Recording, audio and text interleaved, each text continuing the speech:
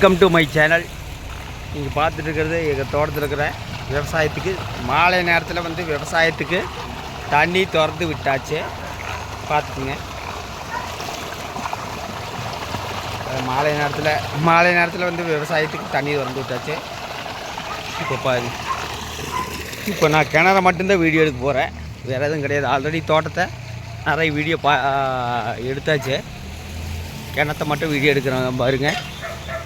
வேறு இந்த தண்ணி எப்பவும் போல் காலையில் ஒரு டைம், சாயந்தரம் ஒரு டைம் வந்து விவசாயத்துக்கு தண்ணி போயிட்டுருக்குங்க. ஓகே, நாம் இப்போது கிணத்துக்குள்ளே போகலாம். வேறு புறா மேலே தான் வந்து உட்காரு. வேறு கிணத்துல பார்த்தா இறங்கணும், முழுசாக இறங்க மாட்டேங்க, பார்த்தாலே பயமாக்குது.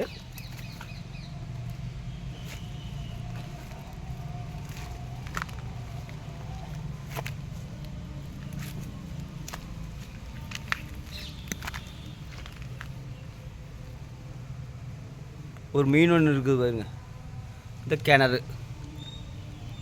காலையில் ஒருத்தர் கேட்டாங்க, உங்கள் கிணத்தை மட்டும் காட்ட மாட்டீங்களா அப்படின்னு.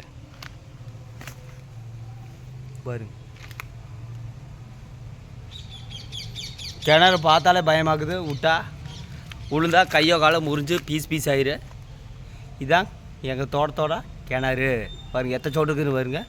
மழை வந்தனால தண்ணி பாருங்கள். அந்த ஒரு மீன் வருங்க, தெரியுது பாரு, இந்த மீன்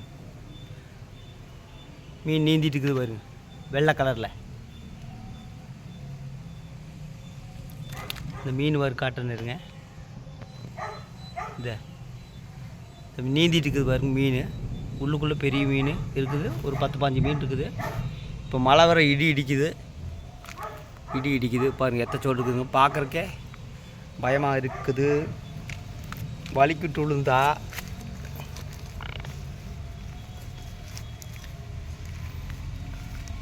பாருங்க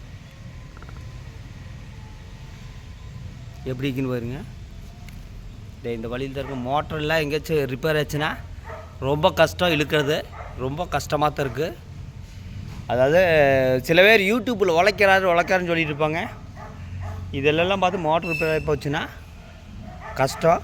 ஏன்னா யூடியூப்பில் உழைக்கிறது ரொம்ப ஈஸி, அப்புறம் வீடியோ எடுக்கிறது அதை விட ஈஸி. அதாவது இந்த மாதிரி விவசாயம் இதெல்லாம் பண்ணுறது தான் வந்து என்ன சொல்கிறதுங்க, விவசாயம் பண்ணுறதால ரொம்ப கஷ்டம். யூடியூப்பில் வீடியோ எடுக்கிறதால ரொம்ப ஈஸி. அப்புறம் கேட்டால் இன்னும்பாங்க, நாங்கள் யூடியூப்பில் கஷ்டப்பட்டுக்கிறோம். எவ்வளோ கஷ்டப்பட்டுக்கிறேன்னு சொல்லுங்கள். விவசாயத்துக்குமே யூடியூப்புக்கு என்ன சம்மந்தம்னா, விவசாயம் இல்லைன்னா எதுவுமே இல்லை. மொத்தத்தில் எங்கள் தோட்டத்தோட கிணறு பாரு எப்படி இருக்குன்னு பாருங்க. பார்க்குறக்கே பதறுது.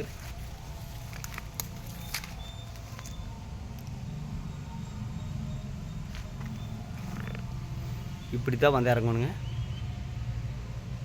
அதாவது தண்ணி கிட்டத்தட்ட நிறைய இருக்குது. கிட்டத்தட்ட 20,000 அடி கிணறு.